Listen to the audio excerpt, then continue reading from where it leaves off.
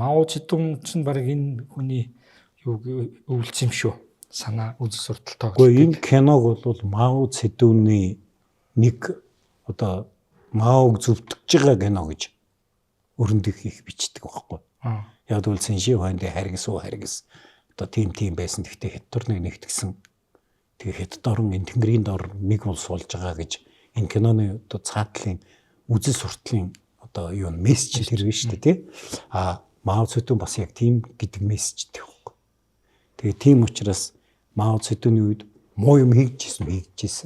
Тэгтээ хоёулаа нөгөө түрүүчийн кинон дээр ярьжсэн шүү дээ. Хятадуудын монголчууд орсуудаас ялгагдах нэг чанар нь бол хизээч хүнийг 100%, цагаан 100% хар гэж үздэг. Тэгээ Мао бол 30% буруу юм хийсэн ч гэсэн 70% зөв хийсэн гэд одоо хаанаараа үлддэг гэдэг яг энэ дээр бол Цэнши Хуандигийн дүрээр Мао Цзэдунийг зөвтгсөн байна гэж. Өнгөний тоглолт. Би нөгөө сүүлчийн Эзэн хааныг ярихдаа Бертолуччи айгу өнгөний тоглолт хийсэн тухай ярьсан шүү дээ. Тэгээ би жаа юм уу тэндээ санаа авсан баха гэд энэ дээр амар өнгөний тоглолт хийж байгаа. Одоо жишээлбэл Цэн улс хар өнгөтэй годгоо. Ноёдууд нь хар, цэргүүд нь хар, хааны ордон доторч хар. Хар гэдэг чинь хүч чадал билэгддэг. Морийг хараач бүгд хар. Тэгээ энэ будсан гэсэн шүү дээ. Хар цус мэмэр болох. Тэгээ энэ чи 3,000 морь орсон гэдэг л үү лээ. Жаа улс бол улаан. Улаан бол баяр жаргалын билэгдэл, хайр дурлалын билэгдэл гал. Тийм учраас энэ Жаогийнхэн чинь улаан өнгөтэй. Тэгээ энэ кинон дээр гарч байгаа одоо сексийн холбоотой бүх үзэгдлүүд улаан өнгөн дээр болж байгаа. Энэ киноны цааталтын нэр нь амар улс төр ягуулгатай байхгүй. Бар гэж юм уу? Азийн бар хэдэн бар улс байдаг лээ. Тэрний нэг нь Тайван мөнтэй. Нуугдсан луу гэж байгаа. Луу дэлхийд ямар улс луугаар төсөөлөгдөж байгаа? Хятад төсөөлөгдөж байгаа. Гэхдээ Хятад бол нуугдаад байгаа байхгүй. Нөгөөх нь бол гитж байгаа бар гэж. Энэ бас айгүй цааталт нь айгүй үзэл суртал явж байгаа. Тэгэнгүүт энэ киногоор Хятадууд хариу барьж байгаа байхгүй. Хариу барихтаа бүр маш мундаг зөвүүн мессеж өгч байгаа. Бид нэр тэнгэрийн доор нэг улс байх хэрэгтэй. Эзэн хааныг алах гээд явсан алуурчин хүртэл энийг хүлээн зөвшөөрөөд нэг улс байх ёстой байна гэд алах зорилгоосоо татгалзаад эцэгтэй өргөсөн тангаргаасаа няцаад баахан найзнараа алсан тэр одоо гаргасан тэр юунуудыг хичээл зүтгэлийг нойллоод ягаад бид нар тэнгэрийн дор нэг улс байх хэрэгтэй. Юу бармар.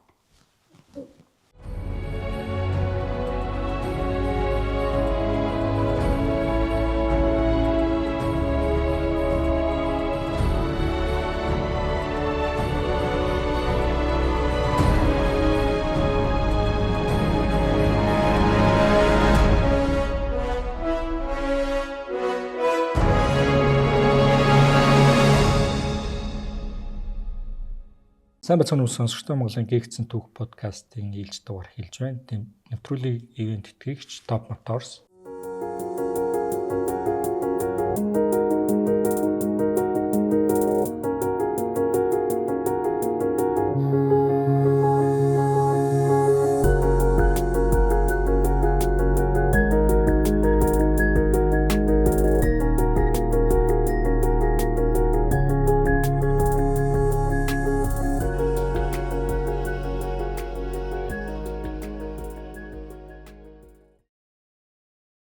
За та бүхэн ардуур хооллын салбарт очиж бас хуучин буюу хэрэгжилжсэн машина үн тохиролцоо өгөх боломжтой мэдээж чанарын шаардлага стандарт хангасан машин мөн бас яг тийм машин зардыг дуулгая.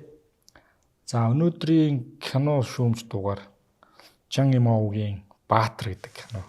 Үзэгчдээс бас нэлээд хүсэлт ирсэн.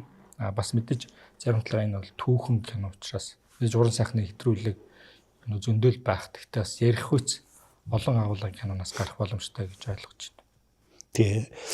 Нөгөө түрүү сард сүүлчийн Эзэн хааныг ярьж байхад нөгөө өнгөний тухай ярьж байгаад би энэ кино руу хальтарж ороод чи энийгээ тусдаа ярья гэдгийгсэн шүү дээ. Одоо тэгээд ярий та тий. Ер нь бол киноны үйл явдлыг бол одоо үнийг үзээгүй хүн бараг байхгүй л үү дээ. Житлэгийн тоглосон энэ мундаг киног.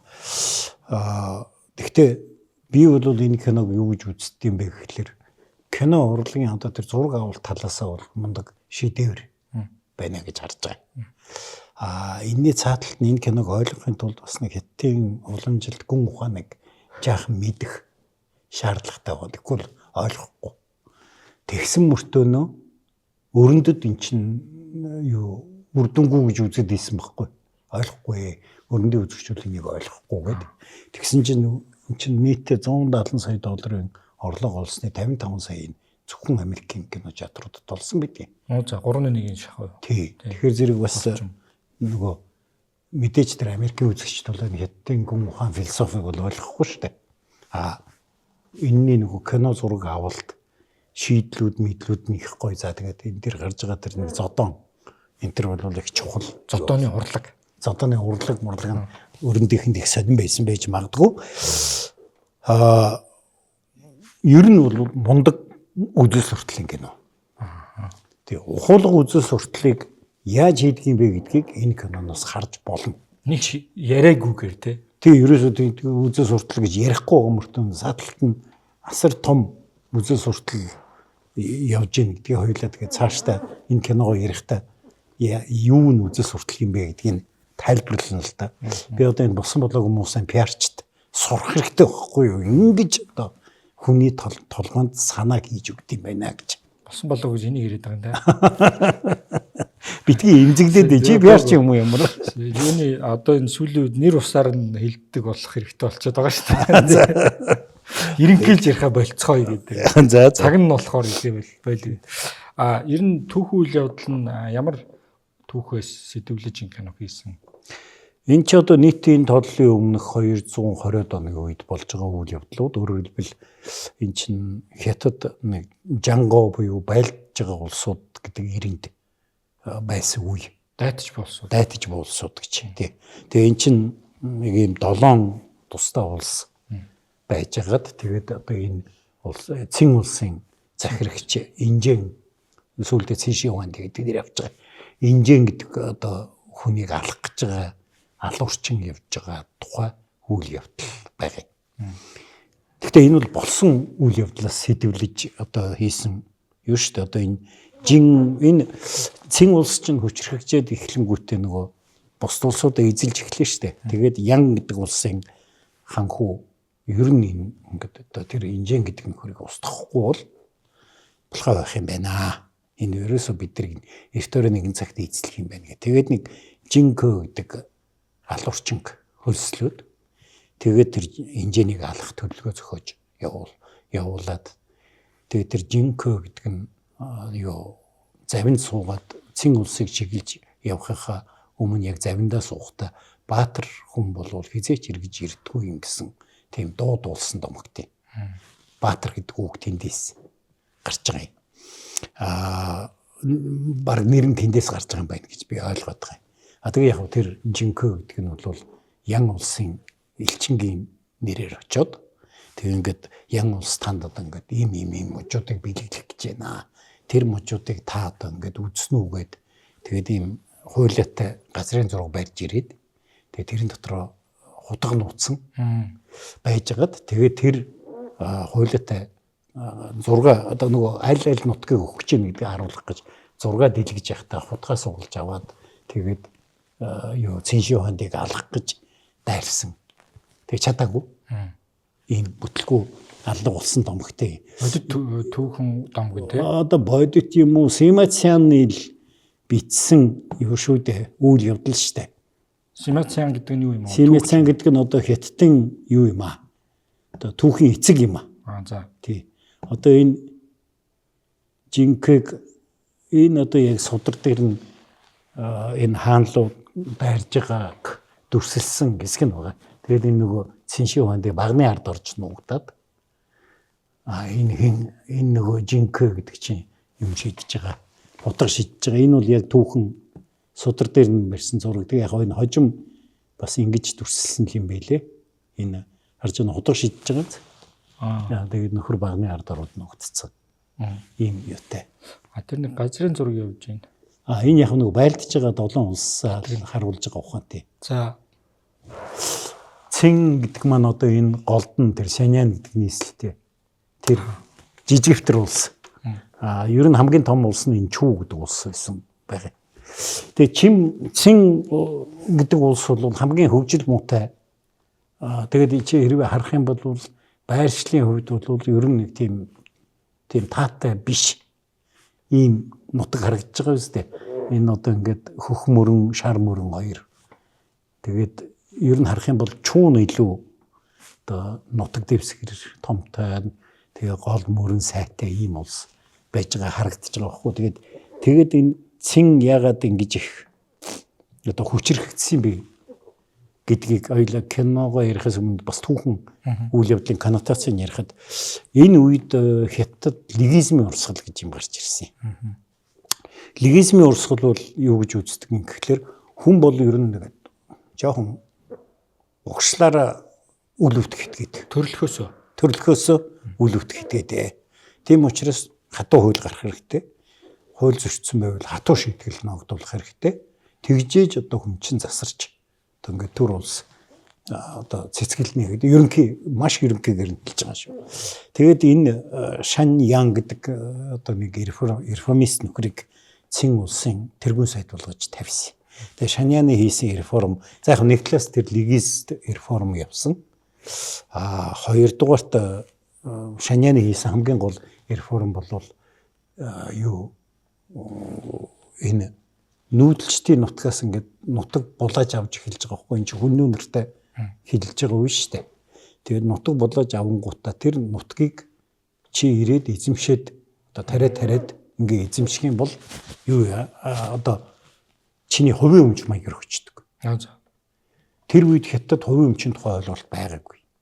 Энийний чи өмнө нөгөө Жоо гэдэг улс үйж байгаад хэд хуваагдаад салсны дараа Хятад хэлний улс гэдэг чинь Го гэдэг үг гэдэг чинь Гуа гэж. Гуа гэдэг бол одоо юу гэх юм бэ? Эзэмшил газрыг суудахтай үг байхгүй. Тэгээ тэр үед Хятад 187 ч үлээ 178 ч үлээ хуваагдсан эзэмшил газруу. Тэгээд тийм учраас нөгөө хаан бол одоо тэрийг захирж байгаа захирагч юм уу хаан юм уу тэр үед хаан ч гэж байгаагүй Ван гэж байсан. Ван бол тэр альж газрыг хурааж авах хэрэгтэй. Чамд хувийн газар гэж байхгүй. Тэгсэн энэ Цин улс анхудаага газрын хувийн хөвчлөлийг хийсэн нөхөр байхгүй. Тэгэхээр хүмүүс чинь тийшээ очих дуртай болно шүү дээ. Өмчтэй болж байна тий. Хувийн өмчтэй болохоос гадна гол нь чи тэр газрыг эзэмших баталгаатай болчихж байгаа байхгүй. Ийм юм яасан. Тэгээд Мерит зарчим анх нэвтрүүлж эхэлсэн. Шалгалтын систем бий болгосон. Төрийн албанд орё гэвэл чи шалгалт өгөөд тэнцсэн бол орж болно. Мэдээж шалгалтанд бэлдэн нөгөө шалгалт нь нөгөө янз бүрийн философийн юмар шалгалт өгнө л дөө бас нэг тэгж одоо менежментийн шинжилгээ хоноор өгөхгүй. Гэхдээ яг тэр бол тэр үедээ их том амжилт байхгүй чи тариачны хүү байсан ч гэсэн шалгалт өгөөд одоо юу авиас төгөлдөр нөхөр байх юм бол төрийн төшмөл болоод ингээд цаашаа явж болно гэдэг энэ ойлголтыг анх нэвтрүүлсэн баг. Тэгэхээр энэ Хятад нөгөө тийшээж бас хүмүүс явна штэ. Өөр газар өөр улстай байх юм бол чамд ямар шанс алга тий. Тэгэхэд энд хүрээд ирэх юм бол чи бас шанстай. Мэдээж тариачны хүн тэр шалгалтыг давна гэдэг эд мөнгө хэцүүлдэ харьцангуй бол яг тэр нь чи бэлдэн гэдэг чи өөрөө асар их юутай штэ. Тэг хөрөнгө оруулалт шаардна. Боломж нөхцөл шаардна, зардал шаардна, сайн багш шаардна. Тэгтээ одоо тэгээд манай тусахны мегмар сүрэн төшмөл болчих юм бол тусахнороо башиж байгаа байхгүй юу? Мегмар сүрэн ивент гэдэг нь. Тийм учраас тосгондоо харж агаад хамгийн гайгүй санагдсан хүүхдээ тосгонороо санхүүжүүлдэг. Тэгээд одоо мегмар сүрэн их гайгүй хүүхдүүд энэ юм сураад төрийн албанд цаашаа явж магадгүй шүү бүгдээр хандив өгөөд чи тэгээд тэр мөнгөөр өөрийнхөө шалгалтанд үлдээ. Тэгээд энэ ядтай шалгалтанд ороод унах юм бол амиа хорлдог чинь. Энэ үеэс. Энэ үеэс. Чанга байсан байна. Одоо чи илгэлтэй чинь гээд 300 гадагшаа бол цаасан болгоноос. Төрөөс тааж байгаа л да сум нь биш. Харин тийм л дээ. Гэхдээ энэ эн чи өөр тэр үедээ бол айгүй том дэвшил байхгүй. Ямар ч байсан гэсэн чи дээшээ огт гарах шансгүй байсан бол багчлалтгүй шанс гарч штэ. Ийм юу яасан дээрээс нь легистүүдийн хийсэн нэг том реформ бол хүн бүр хуулийн өмнө адил хэрэгтэй. Чи хэн байх чинь хамаагүй. Ер нь Хятад бол штэ зэрэг зиндаг үе уламжлан олгоход хоёрхан гэр бүл байсан шүү дээ. Нэг нь хааны гэр бүл. Хааны хүүхдүүд бол нөгөө аавынхаа зэрэг цолыг уламжилж авна. А хоёр дахь нь гүнзийн хүүхдүүд. Гүнзийн. Тэг гүнзийн сургаал гэдэг байдаг шүү дээ. Гүнз гэдэг гүн ухаантны хүүхдүүд чинь яг эцгийнх ямиг бол бүх хятад хоёрхан гэр бүл тийм хэрэгтэй. Бусад нь ямар ч хэрэг байхгүй. Чиний аав ван байсан байж болно. Гэхдээ чиний хүүхэд ван болохгүй. А ван болохын тулд чи заавал зүтгэх хэрэгтэй. Дахиад чи ном сурах хэрэгтэй. Дахиад чи тэр шалгалт өгөх хэрэгтэй. Бас мундаг систем хийсэн байгаа. Харамсалтай нь хүмүүст их таалагдаагүй. Яг гэвэл легизмын реформын нэг легизмын онолын нэг том үр дагавар нь юу юм гэхэлэр чи ямар ч говь байгуулсан хамаагүй алдаа гаргасан бол заавал шийтгэлээ идэх хэрэгтэй. Одоо энэ кинонд хамгийн сүүлд нь хөрх юм уу Жетлиг харваад алчиж байгаа шүү дээ. Тэр чинь одоо яг легизмын философи байхгүй. Тэр хүн айгүй ухаарад Цэншин хондыг алхаа болсон байж болно тий. Тэгвэл тэр хүн хааныг алах сэдэлтэй явсан учраас тэр хүн заавал ял шийтгэлээ идэх ёстой байхгүй. Тэгэд тэгсэн чинь нөгөө Цэн улсын найдууд чинь бас тэд нар ч бас нэлийн хохирж байгаа шүү дээ энэ реформуудаар. Тэгэхээр чи тийм зарчим нэвтрүүлж ийн үгөнгөтэй Шанианыг өөрийн нэг алдаа дээр барьж яваа цаацлаа. Яг чи мянган говь байгуулсан байж болно. Гэхдээ алдаа хийсэн бол шийтгэлээ үлээх гэсэн. Өөрийнхөө зохиосон онолдоо унтсан үг шүү дээ. Тэ өөрөө тэрэндээ зааслагдсан.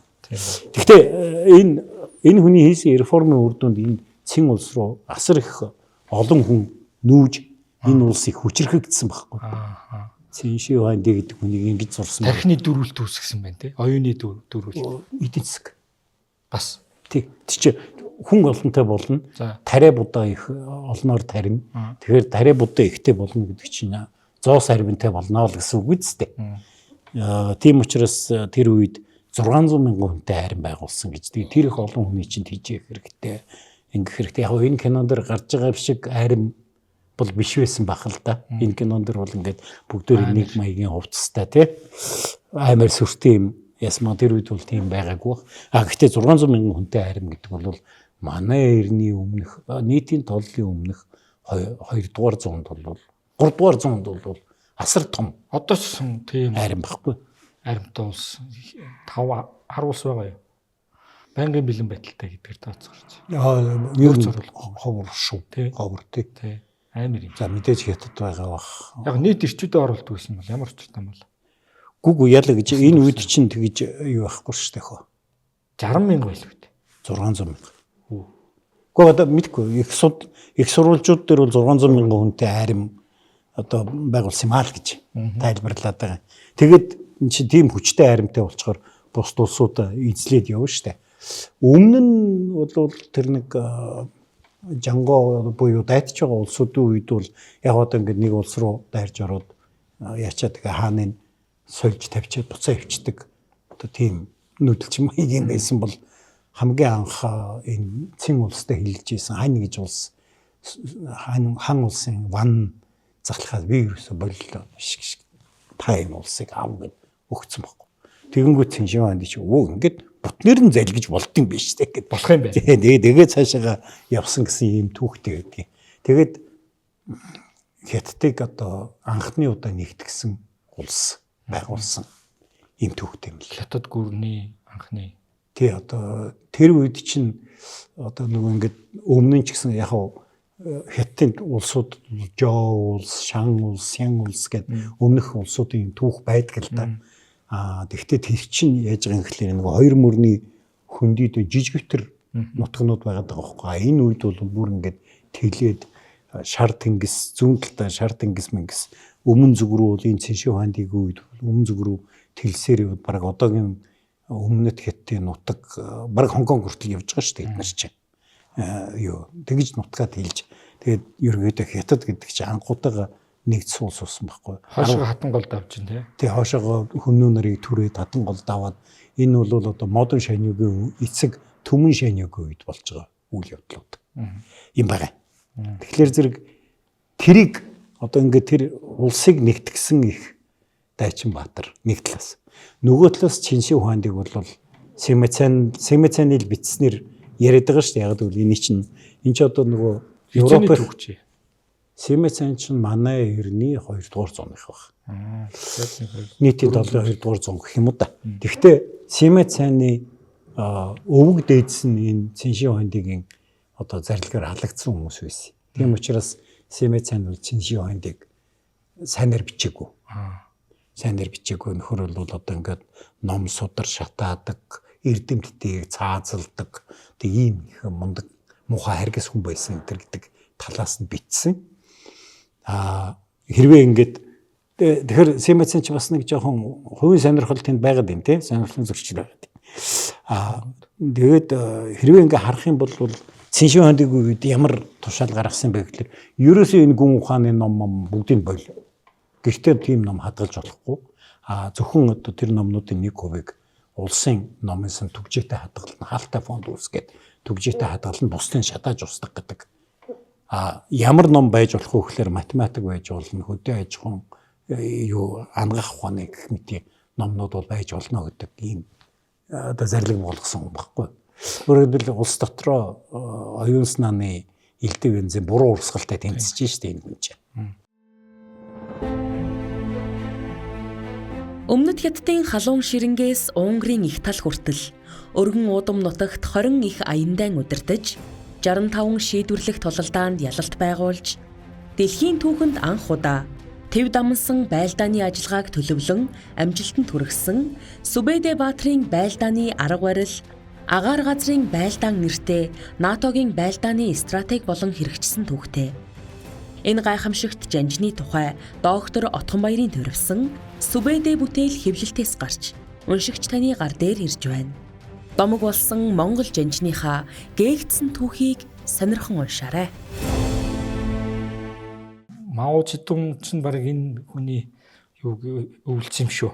Санаа үзэл сурталтаа. Гэхдээ энэ киног бол Мао Цзэдуны нэг одоо Маог зөвтгөж байгаа кино гэж өрөндөх их бичдэг байхгүй. Яг бол Цэнши Хуанди харгас одоо тийм байсан. Гэхдээ Хятадорныг нэгтгсэн. Тэгээ Хятад орн энэ тэнгэрийн дор нэг улс болж байгаа гэж энэ киноны одоо цаатлын үзэл суртлын одоо юу мессеж тэр биш үү тий. Мао Цзэдун бас яг тийм гэдэг мессежтэй байхгүй. Тэгээ тийм учраас Мао Цзэдуны үед муу юм хийжсэн. Тэгтээ хоёулаа нөгөө түрүүчийн кинон дээр ярьж ирсэн шүү дээ. Хятадуудын монголчууд орсуудаас ялгах нэг жанр нь бол хизээч хүнийг 100%, цагаан 100% хар гэж үздэг. Тэгээ Мао бол 30% буруу юм хийсэн ч гэсэн 70% зөв хийсэн гэд одоо хаанаараа үлддэг гэдэг яг энэ дэр бол Цэнши Хуандигийн дүрээр Мао Цзэдунийг зөвтгсөн байна гэж хүмүүс үздэг. Мао өөрөө бас Цэнши Хуандиг нийлэн бишрэгдэх хүндэлдэг гэсэн санагддаг юм. Тэ Хятадын түүхэнд байсан бүх удирдагчдаас Цэнши Хуандиг шүтдэг ганцхан хүн Мао. Бусд нь бол өвөл тоомсорлоо. Гэхдээ ер нь Мао хүртэл бол Цэнши Хуанди сайнны жишээнд ерөөсөө явж байгаагүй. Дандаа муугийн жишээнд явжсэн. Чи одоо ингээд Хятадын дундад зууны уран зохиол мөхөл унших юм бол хэн блэ нэг хүүхний тухай нэг мундаг найрагл байд юм аа. Тэгээ тэн дээр яадаг вэ гэхээр нөгөө Цэнши Хуанди чинь энэ Түмэн газрын цагаан хэрмийг бариулж байгаа шүү дээ. Тэгээ тэр хүүхний нөхөр нь тэрэнд ажиллагдаж явчаад тэгээд нөгөө хүүхэн чинь нөхрөө хайж араасан ирсэн чинь нөхөр нь аль хэдийн хэрэм барьж байгаад үхээд тэгээд нөгөөдгий чавьячаад хэрмэн дотор хийж оршуулад тэгээд нөгөө хүүхэн чинь одоо бахан одоо эмгэнэл болж уйлж унжиж байгаа тухай тэгээд тэрийг Цэнши Хуанди дуулчаад энэ яасан мундаг одоо нөхөртөө үнж хүүхэн бай наашир чи миний татвар юм бол гэд. Тэгээд шийтгэж өгөө. Тэгээ мэдгүй хааны татвар юм болох шагнал энэ хүн бол шагналгаа ойлгоод байна шүү дээ. Тэгсэн нөгөө хүүхэн нөгөө тийм байдгүй гэд одоо хар мөрний хөх мөрний ус руу үсэрж орж амиа хорлож байгаа гэд. Тэн дээр Цэнши Хуанди айгүй муухан хүн л байгаа үстэй тий. Нөхрийн авчиж алчаад бас болоогүй эхнэрийн өвөртөө их гэдэг. Одоо тийм ойлголттой ер нь яг гоохгүй. Энэ Хятадын түүхэнд одоо л энэ цагаан хэрмий чи их мундаг гоё гэж үзэж байгаа шүү дээ. Тэрнээс биш өмнө тэр чи Европын хэрэг та нараараа юм ёстой янзын гоё юм биш дээ гэд ойлголцсон. Тэрнээс өмнө энэ чи ерөөсөө тэгж одоо Great China Wall гэдэг одоо нэрлэдэг байгаа шүү дээ. Их цагаан хэрм гэж хизээч Хятадууд Great China Wall гэж нэрлэж байгаагүй байхгүй. Хятадууд урт хэрм гэж нэрлэдэг байсан. Бид нар чинь төмөн газрын цагаан хэрэм гэдэг байгаа шүү дээ. Тэр чинь төмөн газрын гэж яг төмөн бэрийн гэсэн үг шүү дээ. Тэрнтэй адилхан тэрийг их гоё юм гэж юусоо боддоггүй байсан байхгүй. Тэгэл одоо л нөгөө Европын хэрэл хайст том бүтэн байгуулалт гэдэг. Том бүтэн байгуул сарнаас харагддаг гэж. Сарнаас юу гэж харагдах тэр болтлоо л да. Тэгээд сансраас баг. Тийм болохоор нөгөө Цинши Хуанди өөрөө тийм хизээч хятадын түүхэнд баг хэрвээ байвал яавал энэ хүн шиг муу удирдахч байхгүй байх ёстой вэ гэдэг л юм яригддаг. Муугийн үлгэр байсан баг. Муугийн үлгэр байсан байхгүй. Сүүлд нь Маогийн үед энэ хүн чинь сайнны үлгэр болгоод явуулсан. Мао чинь өөрөө тийм стратеги ярих дуртай хүн чинь тийм Цинши Хуанди муу хүн байсан олон хүн алсан. Тийм үнэн тэгтээ Хятад орныг нэгтгэсэн шүү дээ. Хятад гэдэг улсын ойлголтыг энэ хүн чинь бий болгосон шүү дээ гэж одоо ярьдаг байхгүй. Тэгээ энэ дэр кинон дэр юу яагаад байгаа шүү дээ. Тэр нэг нөгөө хугарсан сэлэмчин Баатарт нэг юу зурж өгöd байгаа шүү дээ. Элсэн дээр юу? Элсэн дээр нэг ханз үсэг бичиж өгöd байгаа шүү дээ. Түрүү гарч илээ. Тэр нэг биш гардаг. Тэр нэг ханз зурж байгаа би чинь. Тэр чинь нөгөө талаас юу яагаад байгаа юм л да. Нөгөө талаас Тэнгэрийн дор гэдэг ханз угаан тэр чинь. За. Тянсиа гэж. Тэгээ тэр юу гэсэн үг юм гэхэлэр ахад нөгөө хоёлаа түрүү ярьж байхдаа хятадын гүн ухааныг бас жоохон мэдэх хэрэгтэй гэсэн шүү дээ. Тэнгэр гэдэг бол хятад хүний ойлголтоор бол дээрээс биднэрт ивэлээ өгч идэг. Тэ? Тэгэд хятад хүний ойлголтоор хорвоо гэдэг бол дөрвөлжингийн дээр байгаа дугуй байхгүй. Тэ? Тэгээ дөрвөлжингийн дээр дугуй байна гэдэг энэ дугуйгийн голд нь хэн байх вэ? Тэнгэрийн хүү шүү дээ. Тэр нь хэн блэ? Цинши Хуанди. Философи тэр. Тэгээ энэ дэр нөгөө энэ хамгийн киноны ихэн дэр нөгөө Баатрыг эцсийн улсын цэргүүднийг морин тэргэнд суулгацсан авчирж байгаа шүү дээ. Тэгээд тэр цэргүүд дахиад байхад дээр нь 7 бурхан одны зурагтай туг өрөөд явуулдаг. За. Тэнгэрийн гол хаана байдаг? 7 бурхан алтан гацсан. Алтан гацсан доор Тэнгэрийн гол байдаг байхгүй. Дугуй юм чинь гол байх хэрэгтэй шүү дээ. Яг тэр голын доор чинь хаан суудаг. Тэгээ тийм учраас тэр хаан чинь Тэнгэрийн ивэлийг авж байгаа учраас тэр хаан байгаа байхгүй. Тэр Тэнгэрийн ивэл алдагдвал тэр хаан биш болно. Тийм учраас үеийн үед хятадын одоо захирагчдад хаан байна уу, коммунист намын удирдагч байна уу, Монгол байна уу, Хятад Монгол байна уу, Манж байна уу, Хятад байна уу, хамаагүй Тэнгэрийн ивэлэл авч явах хэрэгтэй. Тийм учраас тэр хятадын түүхэнд ингээд бичиж байхдаа бичдэг юм юу юм гэхэлэр энэ мягмар сүрэн хаан одоо ингээд юу гэдгийг одоо тийм алдаа гаргаад тэгээ Тэнгэрийн ивэлээ алдсан юм аа. Тэгээд Тэнгэрийн ивэлээ алдсан чинь тэр алдагдсан Тэнгэрийн ивэл Чингис хаанд очсон юм аа. Тэгээ Чингис хаан энэ одоо Тэнгэрийн дорх улсыг эзэгнэн суусан юм аа. Тэнд нөгөө хятад гэдэг ойлголт биш. Тэгвэл чи дөрвөлжин дээр дугуй тавьчихлаар булангууд үлдний өнцгтэн. Тэнд байгаа хүмүүс бол нөгөө Тэнгэрийн ивэлийг хүртэж чадахгүй золгүй зэрлэгүүд биш үү те. Тэгэхээр баруун хойтлын буланд байгаа золгүй зэрлэг бол Оросууд, хойтлын буланд байгаа золгүй зэрлэг бол монголчууд гэдэг ч юм уу. Өмнө талын буланд байгаа золгүй зэрлэг бол Вьетнамууд гэдэг ч юм уу. Ийм ойлголттой байхгүй. Тэгээд тэр ойлголтыг энэ кинонд гаргаж байгаа. Монголчуудын тэнгэр гэдэг ойлголтоос нэлээд өөр болж хэлсэн. Тий, монголчуудын бидний илүү абстракт юм шүү. Наацсан баг материализац илүү прагматик юм уу? За. Тий. Яг тэгвэл мөнх тэнгэр надад ирэх цаа яагаад байгаа байхгүй. Одоо Гуйканы загтал байна шүү дээ. Мөнх тэнгэрийн зарилгаар наран ургахаас наран жаргах бүх нутгийг надад заяажээ. Тэнд тэнгэр биш. Тэнгэр надад ирэхэ делегашн хийгээд өгцөө, шилжүүлсэн. Тэгээ би тэр эрхийг эдлээд байгаа байхгүй. Хятад бол эсэргээр тэнгэр чам тэрийг байнга өгж идэг. Чи тэгээд болохгүй арх угаад байвал буцаага авчдаг. Тэгээд дараа нь чиний оронд нэг манж хүрээд ирдэг. Тэр нь одоо мундаг сайн хүн байвал тэнд өгчдөг гэдэг ийм ойлголт байна. Тийм учраас үеийн үед хятадын удирдагчдад гатан тал нь чухал биш. Чи тэр тэнгэрийн ивэлд багтахгүйгаа умрын зэрэлгүүдээр юу гайна? Эсвэл өмнөний зэрэлгүүдээр юу гайна? Чамд хин чухал юм гэхэлэр тэнгэрийн ивэлд багтаж байгаа хятад ард түмэн чухал. Тэгэхээр чи тэр хүмүүсийн нүдэн дээр би Тэнгэрийн ивэлээ хадгалсан хэвээр байна гэдгийг илэрхийлж байгаа хэвээр. Тийм учраас үеийн үед хятад хүний одоо нэр хүндээ боддог тэр гүн ухаан чинь эндээс гарч байгаа.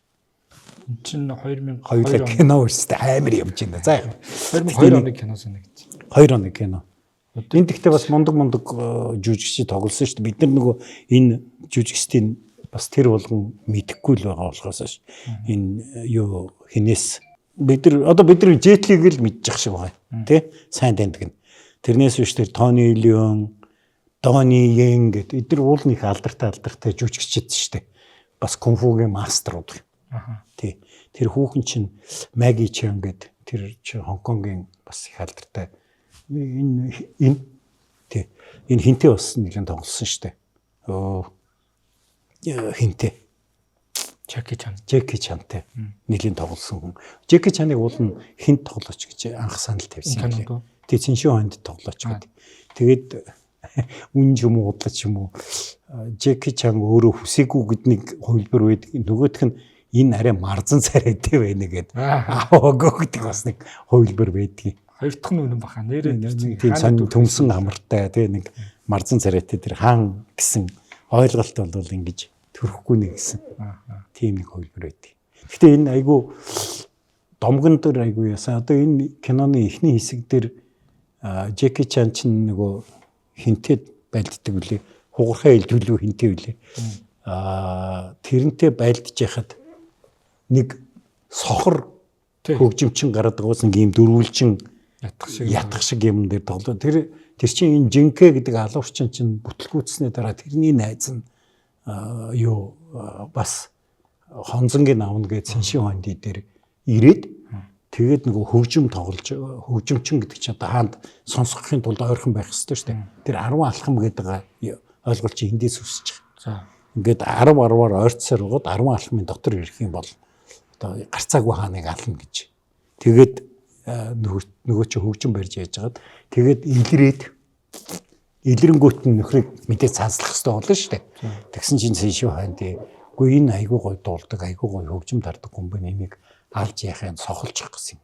Тэгээд нүдийн сохлоод нөгөөдөг чи хааны ордонд хөгжим тоглодог болоод тэгээд ингээ өдөр болгон хөгжим дотроо туглаг хайлуулж хийгээл хүндрүүлж хагаад тэгээд дараа нь хаанд хангалттай ойртлоо гэж бодсон өдрөө туглан юугаа ятха шидэж хааныг алах гэж оролдоод оноогүй. Тэгээд тэр юу яаж байгаа аюу гой домгуудыг оруулсан. Тэгээд тэрийг бол юу юм да. Тэр чинь яг бодит түүхэн домгон тийм бичсэн байт юм байна тий. Тий байдаг. Канон дээр ихээсээ илүү тий. Тий симэ цаа. Тэгэхээр нөгөө хятад хүн бол энийг аюу сайн ойлгох байхгүй. Бидэнд бол ойлгоход их хэцүү тийм байгаа. Нөгөө талаас үзэн суртал гэж миний яриад байгаа нь чил энэ дэр гоштер гарч байгаа биз. Тий. Гоштер чи уул нь Японых шүү дээ. Тий. Тэгвэл яг анхны үүсэл нь бол хятад байхгүй. Тэгээ тэрийг мань нөхдөд ч буцаагаад тэгэж ярих юм бол Циншин хондиг үед гоштер тоглодог байсан гэж харуулдаг. Япондуудаас сурагч байхгүй байхад бид нэр энэ гоштрыг чинь гарал үүссэн энд юм аа гэх. Тий. Тэгж харуулдаг байгаа ухаантай. Нэвтрүүлгийн хамтрагч Toyota Top Motors.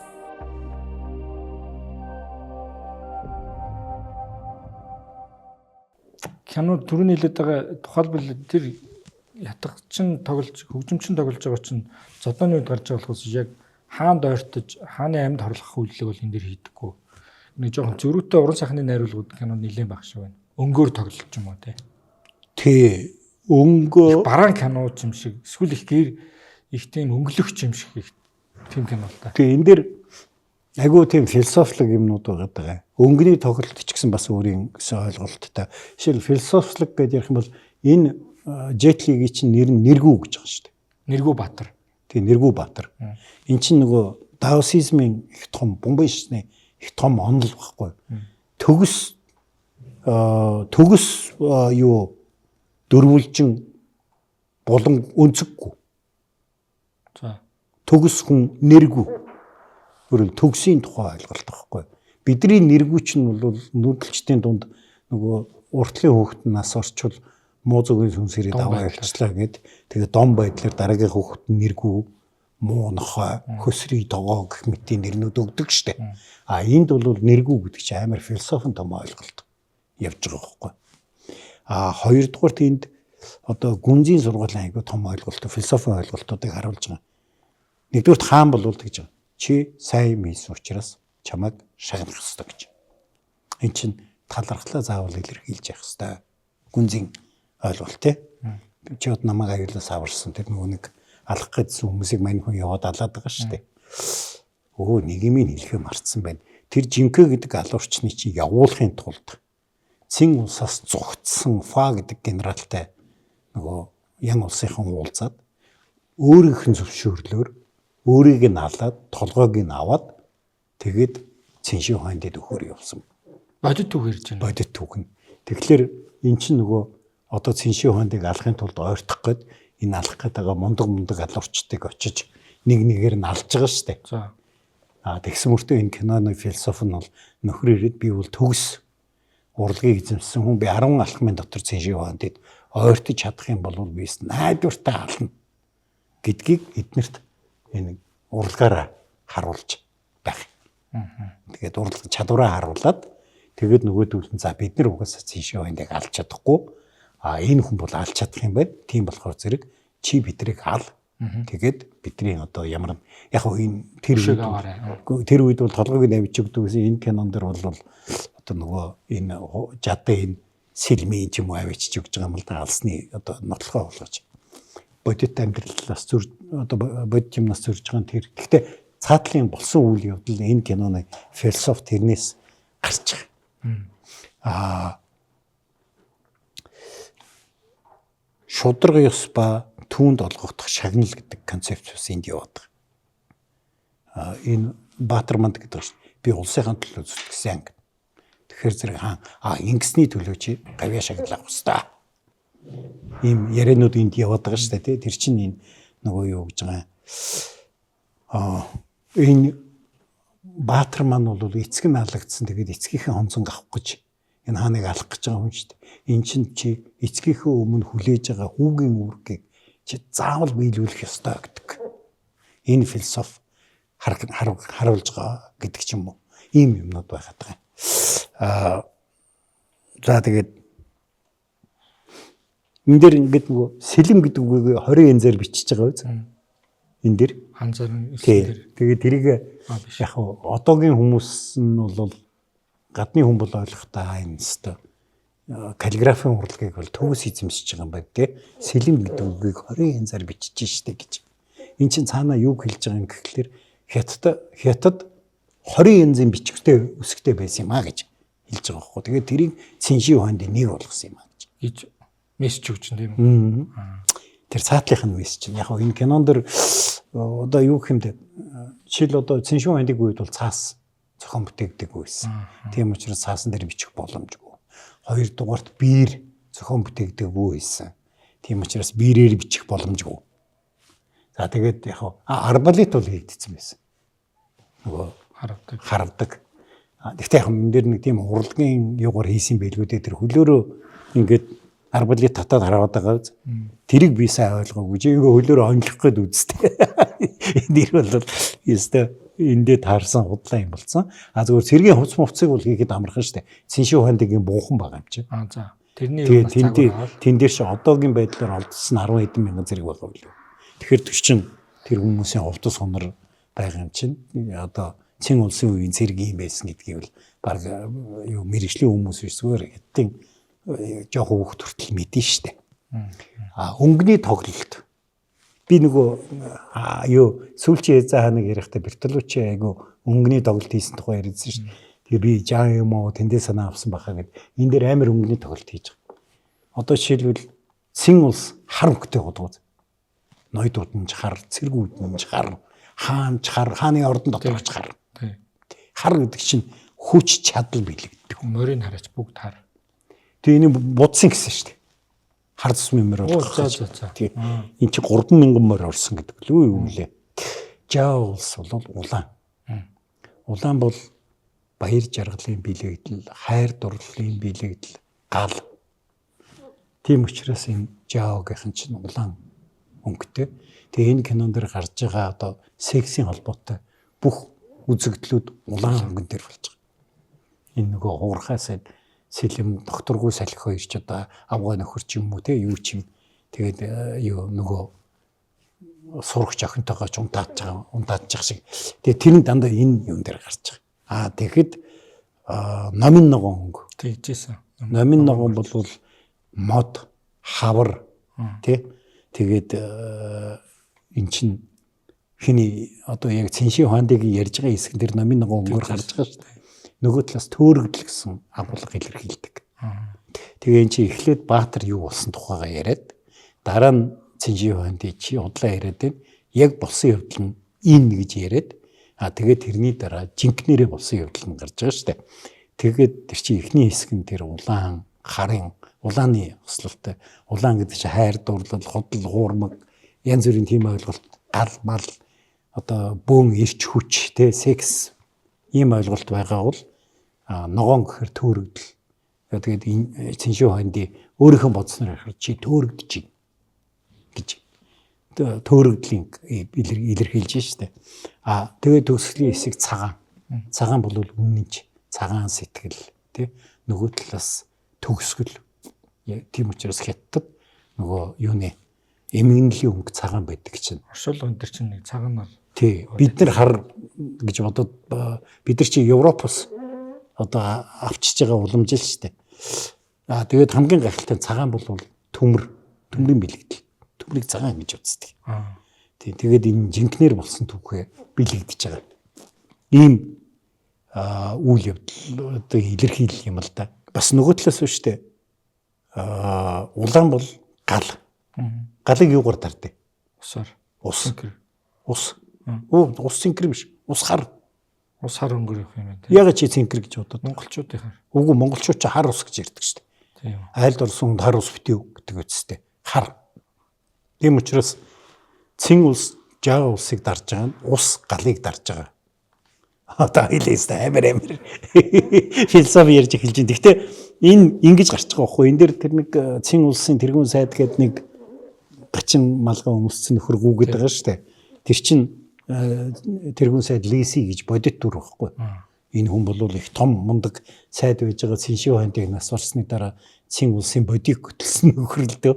Нөгөө хаан ширээ залгамжлах ажлыг юу яаж бодлуулж.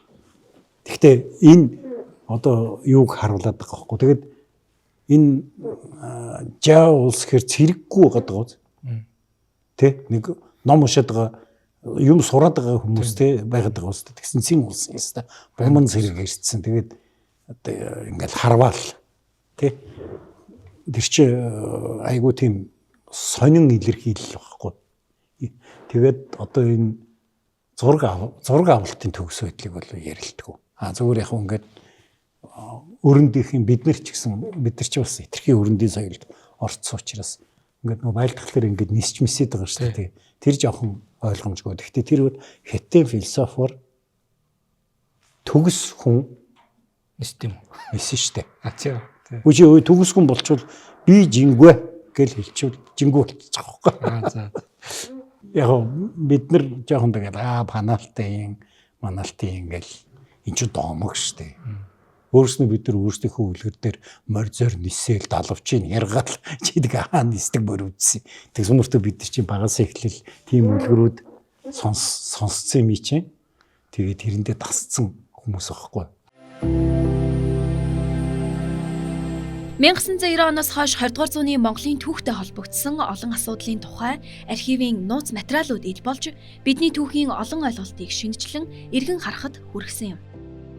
Монголын болон Оросын олон архивуудаас гарч ирсэн шинэ баримт материал дээр тулгуурлан 1911 оны үндэсний эрх чөлөөний хувьсгал, 1921 оны ардын хувьсгал, 30-аас 40-од оны түүхийн тухай бодит үннийг өгүүлж эрх чөлөө тусгаар тогтнолынхоо төлөө 1900-аас 1945 он хүртэл мэдрэшгүй тэмцсэн монголчуудын 50 жилийн түүхийн тухай доктор Ёндонгийн Отхон баярын тойрвсон Монголын тусгаар тогтнолын товчон 4 цуврал бүтээл дахин хэвлэгдэн гарлаа. Их түүхээ судалж эрдэм мэдлэгээ зузаалцгаая.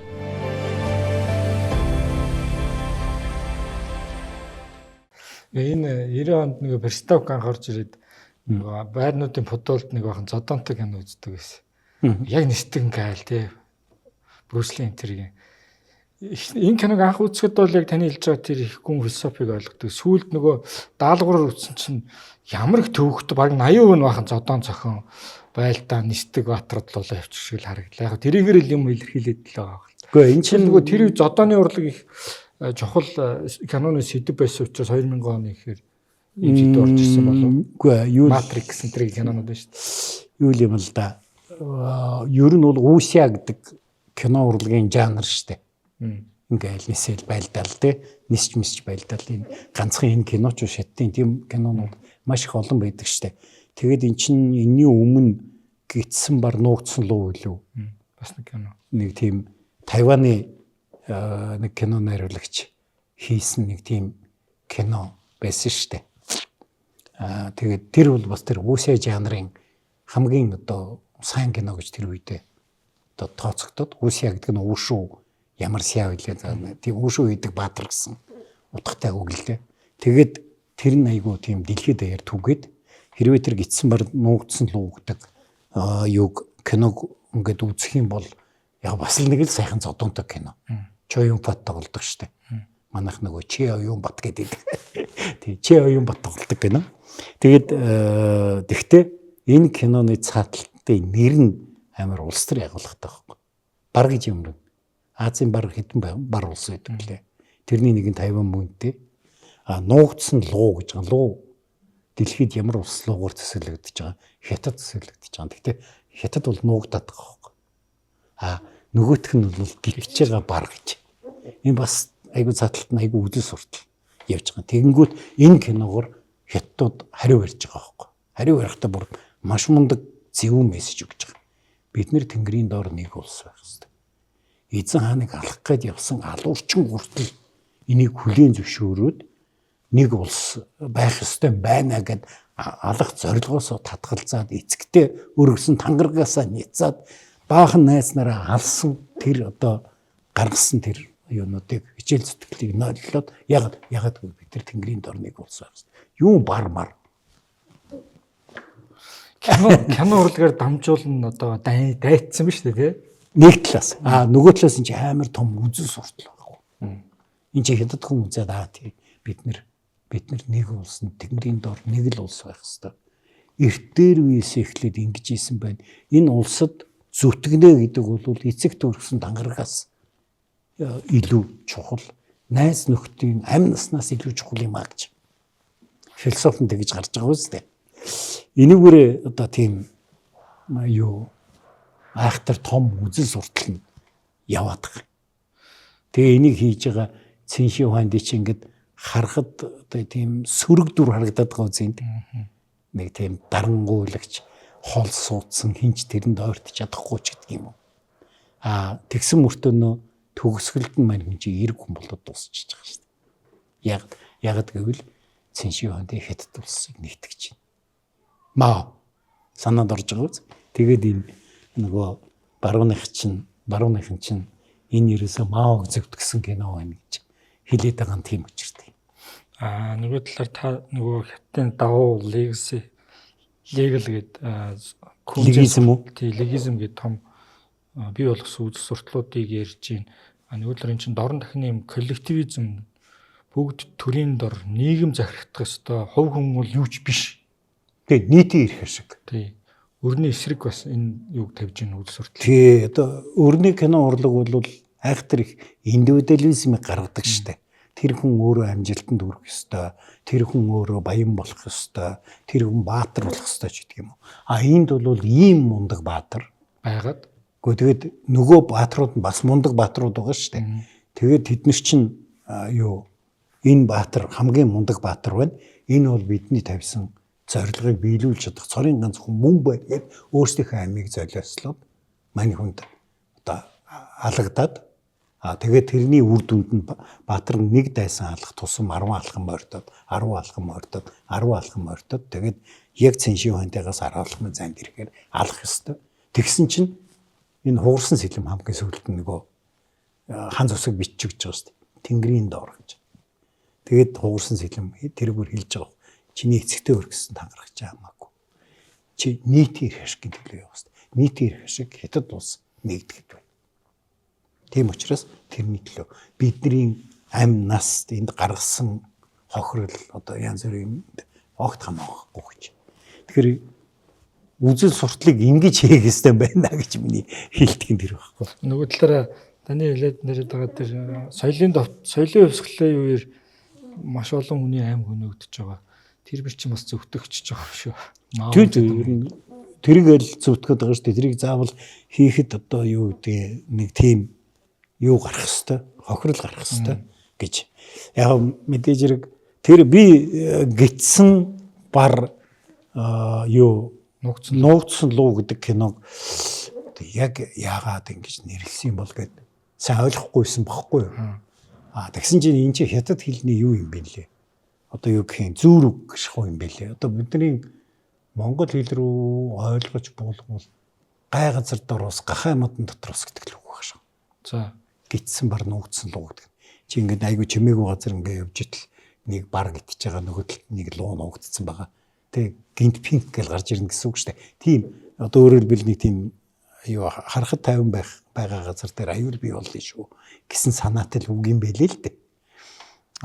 Тэгвэл тэр нь заавал бар лууч байдгийг юу юм тэгэнгүүт тэгээд тэр нь тэг нэг Тайван илүү одоо тийм бар мараа тодтогоо тэгээд Үүсягийн хамгийн популяр кино алдартай кино Тайваны Чоён бат тоглосон кино болчихсон гоо тийм байхгүй тэгвэл тэр жетлийг авчирч байгаа 60 муугаар хамгийн одоо сайн кино хэлэг гээд тэгээд хийлгсэн киноны юм л дээ.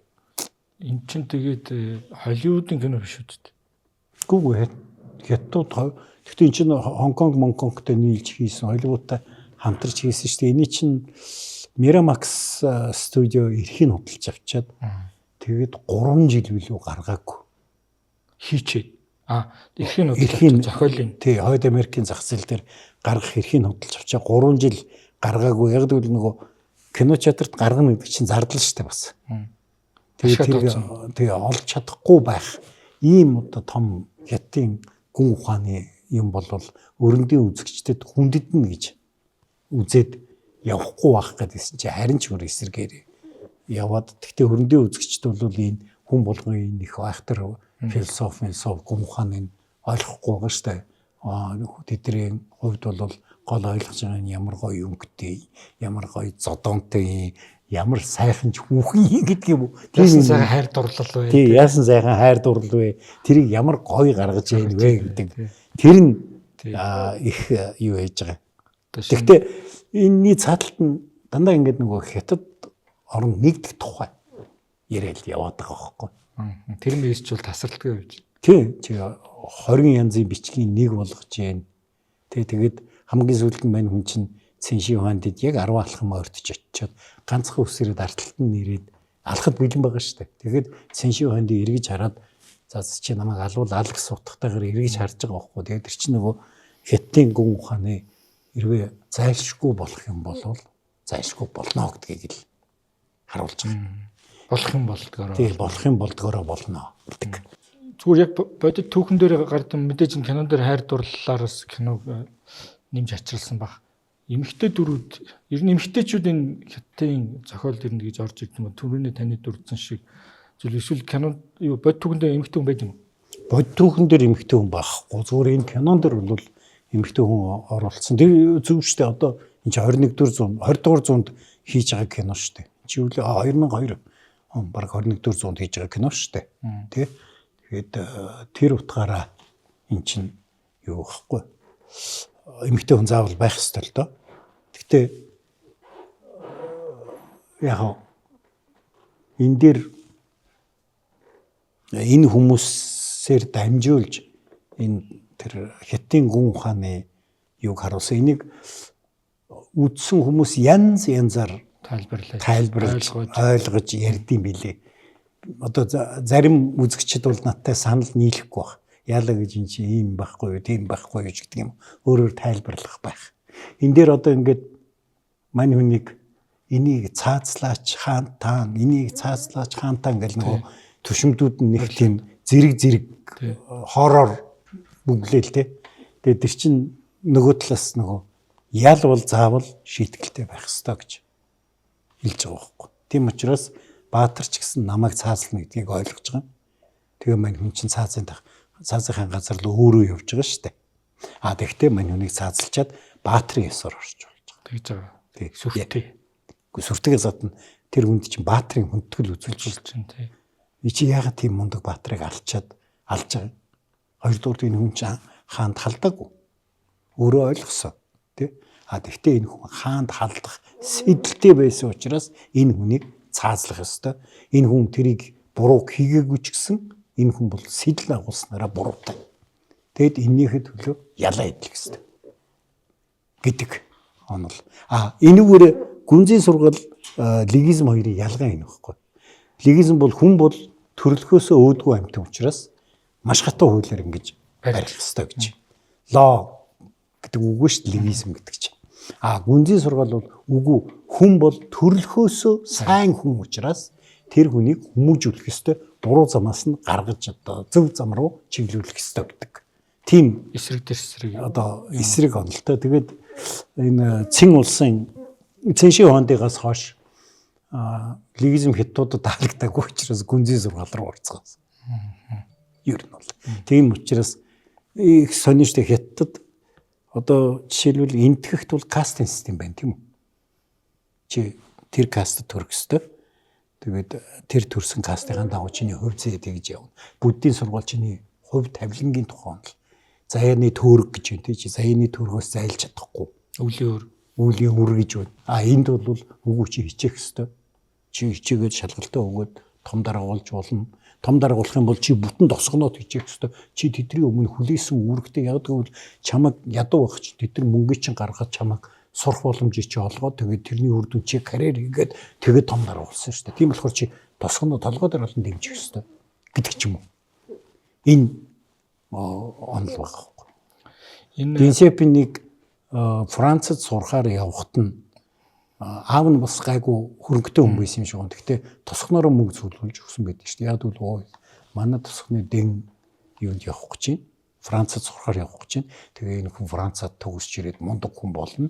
Тэгээд одоо энэ хүнд хэдүүлээ хандив өгөөгээд бүх тосгон нийлж мөнгө өгөөд тэгээ мань хүнд нэг хүүхэн бүр суулгаад буцаж ирэхийг баталгаажуулж авгаатай болгоод тэгээ явуулсан. Тэгсэн чинь мань хүн Францад очиод Францын соёлд ороод юу яасны чинь авгаа буй тэгээ хөгдөө тосгоны хүүхэнтэй суухгүй амьдрахгүй гэдэг аавда захидал бичээд би ерөөсөө тэр тосгон мосгондоо буцаж очихгүй би тэр шалгалт малгалтыг чи өгөхгүй шүү гэдэг аав Дэнсяпинд гомдоод дахиж харилцаагүй. Тэгсэн Дэнсяпин чинь бүр сүулдээгөө ингээд коммунист болоод Москва засгүй яваад дорндын коммунист хөдөлмөрчдийн их сургуулийн оюутан болоод начиж байгаа шүү дээ. Тэр чинь бас нэг эсрэг нөгөө хятадын уламжлалт системийн эсрэг бослого байхгүй.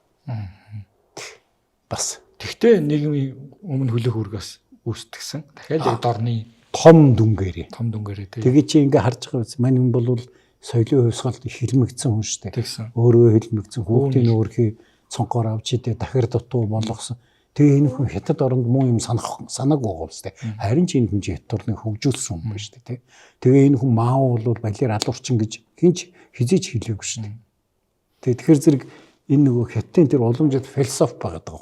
Тэр тэмээний талбайг бослохыг бүр өөрөө гардаж юу зогсоож төгсөн. Хүч хэрэглэн зогсоож чадсан. Тийм тэгэд энэ чинь одоо тэгэл дахиад нөгөө 100% цагаан 100% хар хүн байхгүй гэдэг. Энд чинь бас хятадуудын том философи байхгүй.